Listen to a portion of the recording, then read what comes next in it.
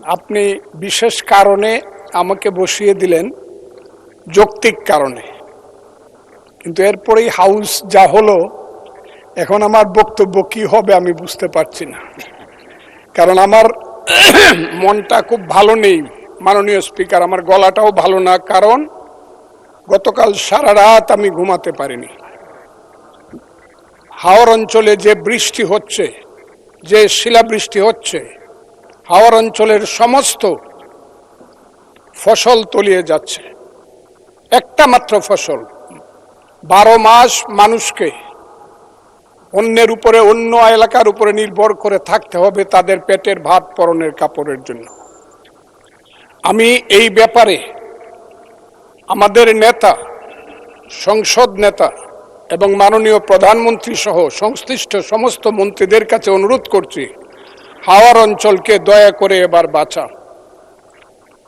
এবং প্রথমেই আমি প্রস্তাব করে নিলাম, হাওর অঞ্চলকে সঠিকভাবে বাঁচাতে হলে 35টি জেলা নিয়ে একটি হাওর মন্ত্রণালয় করতে হবে, এবং এই দাবি করে আমি আমার মহামান্য রাষ্ট্রপতির ভাষণের উপরে বক্তব্য শুরু করছি। আমি প্রথমেই শ্রদ্ধা জানাই মহান নেতা, মুক্তিযুদ্ধের ঘোষণা দানকারী, তৎকালীন মেজর, পরবর্তী সময়ের রাষ্ট্রপতি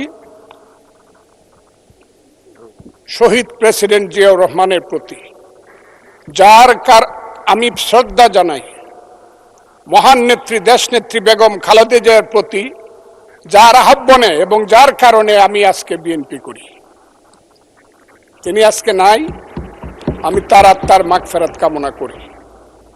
আমি বক্তব্যের আগেই আমাদের নেতা প্রধানমন্ত্রী জনাব তারেক রহমান, তাকে উদ্দেশ্য করেই বলবো, মর্নিং শোজ দ্য ডে। সকালবেলায় দেখা যায় বিকালটা কেমন যাবে। আমাদের প্রধানমন্ত্রী এই দেশের জন্য, এই দেশের উন্নয়নের জন্য প্রথম থেকেই যে কর্মসূচি নিয়ে কাজ করছেন, কালকেও যশোর থেকে উলসি খাল খনন করে তিনি এসেছেন।